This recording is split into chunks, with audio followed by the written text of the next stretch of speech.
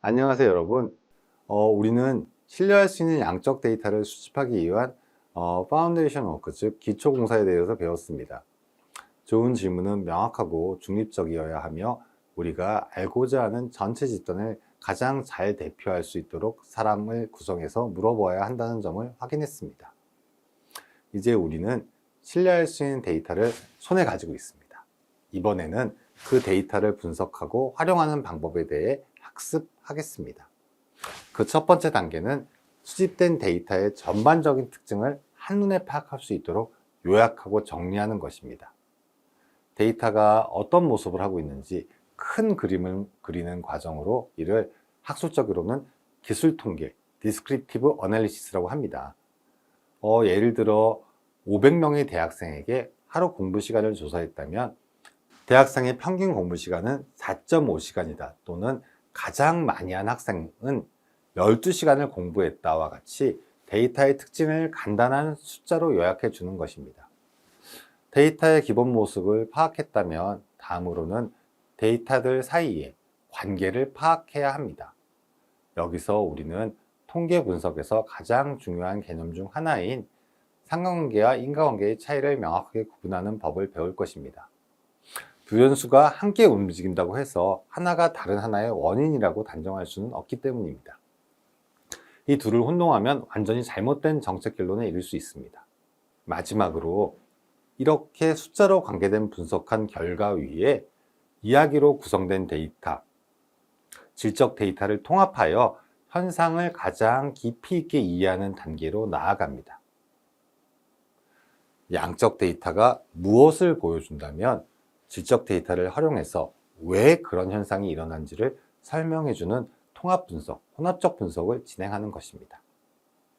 가령 통계적으로 성적이 낮은 학생일수록 아침 식사를 거르는 비율이 높다라는 상관관계를 발견했다면 심층 인터뷰를 통해 어려운 가정 형편 때문에 아침을 챙기지 못하고 이는 수업의 집중력 저하로 이어진다는 질적 이유를 발견하여 문제의 본질에 더 가까이 다가가는 것입니다. 그럼 데이터 분석의 첫 번째 단계인 기술 통계부터 시작하겠습니다.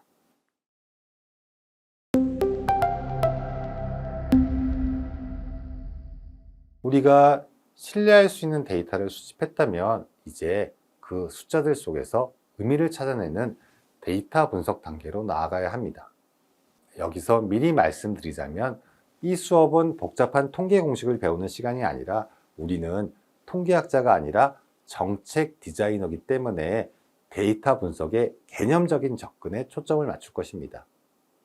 수집된 양적 데이터를 가장 먼저 요약하고 설명하는 방법을 기술 통계라고 합니다. 기술 통계를 통해 우리는 크게 세 가지를 파악할 수 있습니다. 첫 번째는 데이터의 중심 경향성입니다. 가장 대표적인 것이 평균입니다. 예를 들어 정책 만족도 평균 점수를 통해 우리는 전반적인 만족도가 높은지 낮은지 데이터의 중심이 어디에 있는지를 한눈에 파악할 수 있습니다. 둘째는 데이터의 분포입니다. 특정 응답이 얼마나 많은 비중을 차지하는지를 보는 것입니다. 예를 들어 청년 실업의 가장 큰 원인으로 일자리 부족을 꼽은 응답자가 전체의 60%였다와 같이 빈도나 백분율을 통해 특정 의견의 중요도나 비중을 알 수 있습니다. 셋째, 데이터들 사이의 관계를 파악하는 것입니다. 예를 들어서 특정 정책에 대해서 남성과 여성 혹은 20대, 40대 간의 만족도의 차이가 있는지를 비교해 볼 수 있습니다. 이를 통해 우리는 어떤 집단이 정책에 더 만족하고 어떤 집단이 불만족하는지 더 깊이 있는 특징을 발견할 수 있습니다. 이러한 기본적인 분석은 엑셀이나 구글 스프레드시트와 같이 우리에게 익숙한 도구만으로도 충분히 가능합니다. 중요한 것은 기술 그 자체가 아니라 숫자를 통해 현상을 이해하려는 우리의 관점입니다.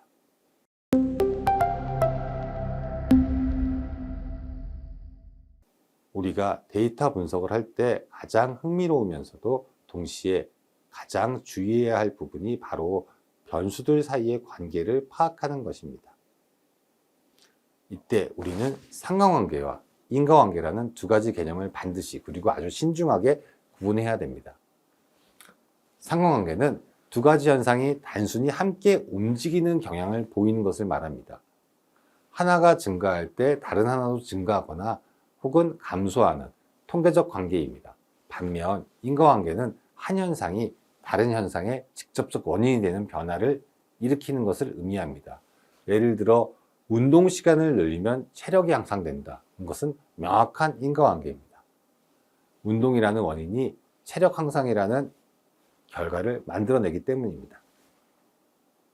문제는 상관관계가 관찰될 때 발생합니다. 예를 들어 한 도시의 데이터를 분석해 보니 범죄율이 높은 지역일수록 경찰관의 수도 많은 경향이 나타났습니다. 이 둘은 통계적으로 뚜렷한 상관관계에 있습니다. 만약 우리가 이 상관관계를 인과관계로 착각한다면 어떤 결론에 이르게 될까요? 경찰이 많아지는 것이 원인이 돼요. 범죄가 늘어난다는 터무니없는 결론에 도달할 수 있습니다. 만약 어떤 정책 결정자가 이 잘못된 결론에 근거해서 범죄율을 낮추기 위해서는 경찰 인력을 감축해야 된다는 정책을 편다면 이는 끔찍한 재앙을 초래할 것입니다. 이처럼 두 현상이 함께 발생하니 하나가 원인일 것이다 라고 성급하게 단정하는 논리적 오류는 데이터 분석에서 가장 흔하고 위험한 함정입니다. 경찰관과 범죄율 사례에서 두 변수가 함께 움직인 진짜 이유는 무엇일까요? 바로 유동인구가 많고 복잡한 도심 지역이라는 눈에 보이지 않는 제3의 변수 때문일 가능성이 높습니다. 즉, 복잡한 도심이라는 진짜 원인이 높은 범죄율과 많은 경찰 인력 필요라는 두 가지 결과를 동시에 만들어내는 것입니다. 다른 예로 한 연구에서 아침 식사를 거르는 아이들이 그렇지 않은 아이들보다 학업 성취도가 낮다는 강한 상관관계가 발견되었다고 해봅시다. 그렇다면 아침 먹이기 캠페인만 벌이면 아이들의 성적이 오를까요? 아닐 수 있습니다. 진짜 원인은 가정의 경제적 어려움이나 부모의 바쁜 맞벌이와 같은 제3의 변수일 수 있습니다. 이러한 환경 때문에 아이가 아침을 거르게 되고 동시에 학업에 집중할 여건도 부족해서 성적이 낮아지는 것일 수 있습니다. 따라서 훌륭한 정책 디자이너는 단순히 두 변수의 관계만 보는 것이 아니라 그 이면에 숨을지 모를 제3의 변수를 항상 의심하고 찾아내야 합니다. 상관관계는 인과관계를 추론하게 하는 중요한 단서가 될 수 있지만 그 자체가 인과관계를 증명하지 않는다는 점을 반드시 기억해야 됩니다.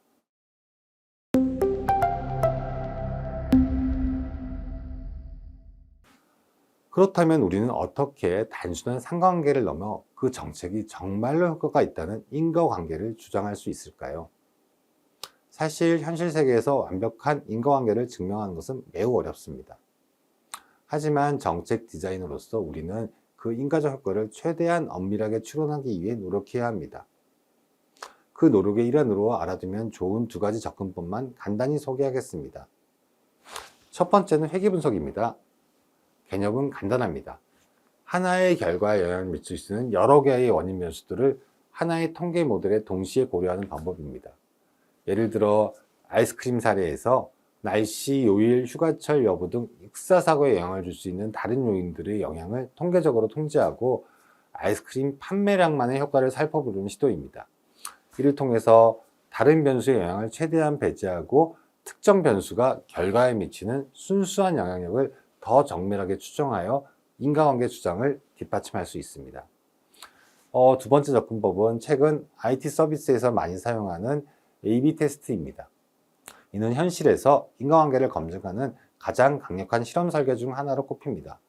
사람들을 무작위로 두 그룹으로 나누어 A 그룹에는 기존의 정책 안내문을 보이고 B 그룹에는 새로 디자인한 안내문을 보낸 뒤 어느 그룹의 정책 신청률이 더 높은지를 비교하는 것이지요. 두 그룹의 다른 모든 조건이 통계적으로 동일하다고 볼 수 있으면 만약 신청률의 차이가 발생했다면 그 차이는 안내문 디자인이라는 변수에서 비롯될 가능성이 매우 높다고 자신 있게 주장할 수 있습니다. 흔히 이런 것을 최근에 많이 하는 실험 설계라고 합니다. 이런 방법론들이 모든 상황에서 100% 완벽한 인과관계를 보여주는 것은 아닙니다.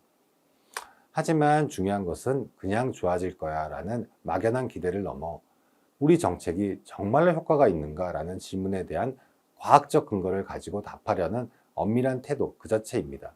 이를 최근에는 에비던스 베이스 팔러시 디자인, 즉 근거 기반 정책 디자인이라고 합니다. 여러분 들어보셨을 거죠?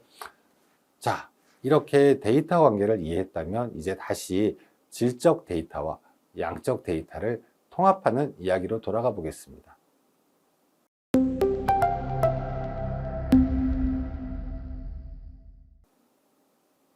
이제 오늘 배운 내용 중 가장 중요한 부분 중에 하나입니다. 우리가 저번에 배운 질적 데이터와 오늘 배운 양적 데이터를 통합하여 문제에 대한 완전한 그림을 그리는 과정입니다. 어느 한쪽으로만은 절반의 진실만 보게 될 수 있습니다. 이 둘은 함께 사용될 때 문제에 대한 포괄적이고 견고한 이해를 가능하게 합니다. 고독사 문제를 예를 들어 이 과정을 단계별로 자세히 살펴보겠습니다. 먼저 우리는 질적 연구를 통해 고독사 요양군에 있는 어르신 한 분, 김철수 씨죠. 78세고를 만나 깊이 있는 대화를 나눕니다. 우리는 그에게서 다음과 같은 가슴 아픈 이야기를 듣게 됩니다. 나라에서 주는 돈으로 밥 굶을 걱정은 없어. 진짜 힘든 건 사람 구경을 못하는 거야. 아들놈은 바쁘다고 1년에 2번 얼굴 비추는 게 전부고 무릎이 아파서 경로당에 못 나간 지는 벌써 2년이 넘었어. 같이 장기 주던 친구는 작년에 세상을 떠났지. 어떨 때는 일주일 내내 사람하고 말 한마디도 못 섞을 때가 있어. 김철수 할아버지의 이 생생한 이야기는 우리에게 고독감의 원인은 단순히 경제적 빈곤이 아닐 수 있다는 중요한 통찰을 줍니다. 우리는 여기서 자녀와의 관계 단절, 오랜 이웃의 부재, 건강 문제로 인한 이동의 어려움이 고독감을 유발하는 핵심 요인일 것이라는 중요한 가설을 얻게 됩니다. 하지만 김철수 할아버지의 이야기가 이 지역의 모든 어르신을 대표한다고 말할 수는 없습니다. 이때 양적 연구가 등장합니다. 우리는 질적 인터뷰에서 얻은 가설들을 바탕으로 이 지역의 노인 500명을 대상으로 설문조사를 설계합니다. 자녀와의 월 평균 연락 횟수는, 정기적으로 만나는 이웃이나 친구는 몇 명입니까? 건강 문제로 외출이 어렵습니까? 스스로 느끼는 고립감의 점수는 몇 점입니까? 설문조사 결과 놀라운 사실이 발견됩니다. 자녀와의 연락 빈도가 낮은 것보다 정기적으로 만나는 이웃이나 친구가 한 명도 없는 것이 고립감 점수에 3배나 더 큰 영향을 미친다는 통계적 결론이 나온 것입니다. 자녀와의 교류도 중요하지만 고독감에 결정적인 영향을 미치는 변수는 바로 일상적, 사회적 관계망의 붕괴였던 것이죠. 이제 우리가 두 가지 데이터를 모두 손에 쥐었습니다. 만약 질적 데이터, 김철수 할아버지 이야기만 의존했다면 자녀와의 교류에 초점을 맞추어 효도전화 캠페인 같은 정책을 우선적으로 고려할 수 있습니다. 하지만 양적 데이터는 우리에게 더 효과적인 지점을 알려줍니다. 바로 이웃 간의 관계 회복이 더 시급하고 중요한 문제라는 것을요. 결론적으로 통합 분석을 통해 우리는 한정된 예산을 효도전화 캠페인이 아닌 아파트 1층에 어르신 사랑방 만들기, 동네 친구 맺어주기 프로그램 운영, 거동이 불편 어르신을 위한 찾아가는 원예교실 등 이웃과의 교류를 촉진하는 정책에 가장 먼저 투입해야 한다는 명확한 우선순위를 설정할 수 있게 됩니다. 여기에 대해서는 여러분들이 더 좋은 의견을 찾아보세요. 이처럼 질적 연구로 문제의 진짜 이유를 이해하고 양적 연구로 그 규모와 핵심 고리를 파악하여 최적의 해법을 찾아내는 것, 이것이 바로 통합 분석의 진정한 힘입니다.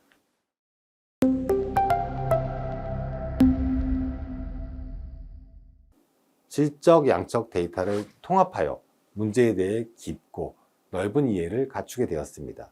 하지만 여기서 우리가 가진 한정적 자원으로 모든 사람의 문제를 동시에 해결할 수 있을까요? 라는 또 다른 현실적 질문에 부딪힙니다. 답은 아니오에 가깝습니다. 이때 필요한 것은 바로 한정된 자원으로 최대의 효과를 내기 위한 정책의 우선순위 설정, 즉 정밀 타격을 위한 전략적 접근법입니다. 마케팅 분야에서 유래했지만 정책 효율성을 높이는 데 매우 유용한 STP 프레임워크를 소개해 드리겠습니다. 그 첫 번째 단계가 S, 바로 세분화입니다. 세그멘테이션이죠.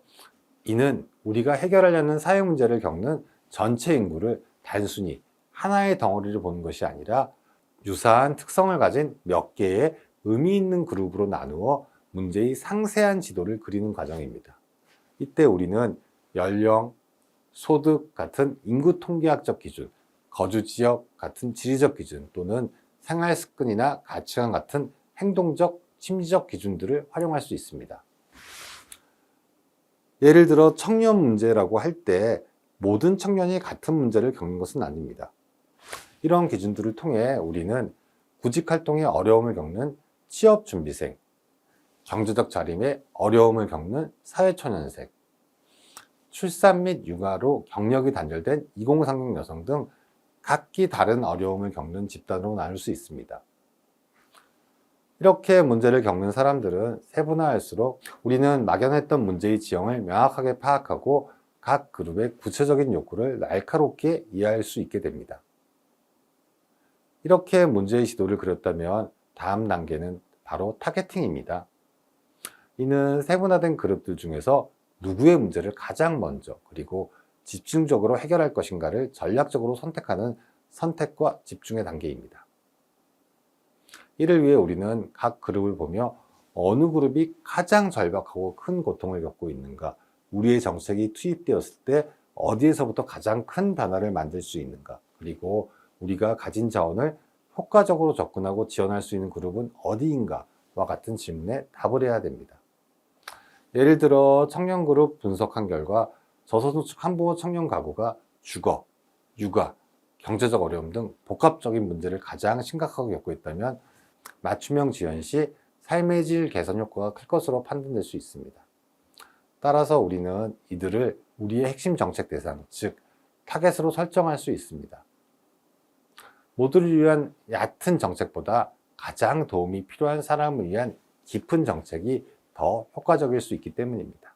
자, 이렇게 우리가 집중해야 할 대상이 명확해졌다면 이제 그들에게 우리의 정책을 어떻게 인식시켜야 할까요?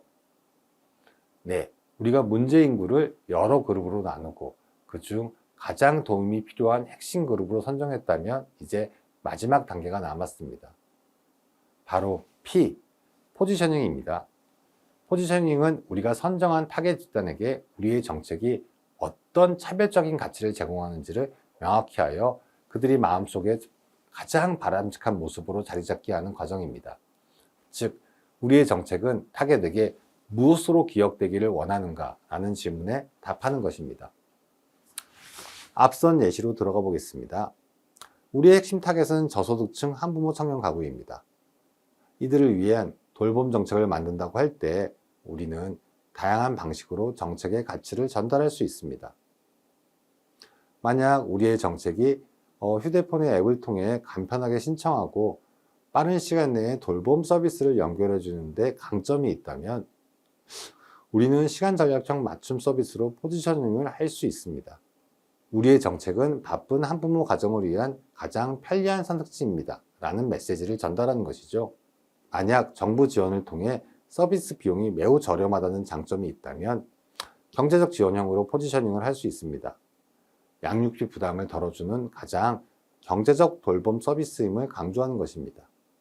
혹은 보육교사의 전문성과 아이와의 깊은 유대감 형성을 가장 큰 가치로 둔다면 정서적 교감형으로 포지셔닝하여 가장 믿을 수 있는 돌봄 파트너라는 신뢰를 구축할 수 있습니다. 이처럼 포지셔닝은 우리 정책의 정책성을 명확히 하고 타겟 집단에게 가장 효과적으로 정책의 가치를 전달하는 매우 중요한 전략적 과정입니다.